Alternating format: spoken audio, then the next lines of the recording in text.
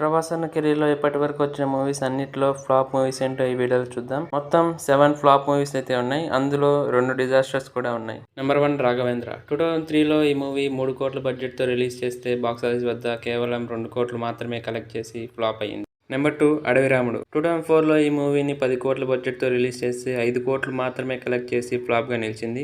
Number 3 చక్రం. 2005లో ఈ మూవీని 12 కోట్ల బడ్జెట్‌తో రిలీజ్ చేస్తే కేవలం 10 కోట్లు మాత్రమే కలెక్ట్ చేసి బాక్స్ ఆఫీస్ వద్ద ఫ్లాప్ అయింది.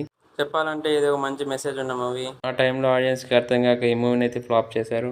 నెంబర్ 4 మున్నా. 2007లో ఈ మూవీని 12 కోట్ల బడ్జెట్తో రిలీజ్ చేస్తే కేవలం 10 కోట్లు మాత్రమే కలెక్ట్ చేసి ఫ్లాప్ అయింది. Number 5 rebel. ఈ మూవీని 2012లో 50 కోట్ల బడ్జెట్తో రిలీజ్ చేశారు.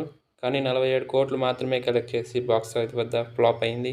నెంబర్ 6 రాధేశ్యామ్. ఈ మూవీని 300 కోట్ల భారీ బడ్జెట్తో రిలీజ్ చేస్తే కేవలం 214 కోట్లు మాత్రమే కలెక్ట్ చేసి బాక్స్ ఆఫీస్ వద్ద డిజాస్టర్గా నిలిచింది. నెంబర్ 7 ఈ మూవీ ప్రభాస్ అన్న కెరీర్లోనే పెద్ద రాడ్ మూవీ. ఆ మూవీ పేరేంటో మీకు తెలిస్తే కమెంట్ చేయండి. చూద్దాం ఎంతమంది కరెక్ట్ ఆన్సర్ చెప్తారో. అలాగే ఛానల్ని సబ్స్క్రైబ్ చేసుకోండి.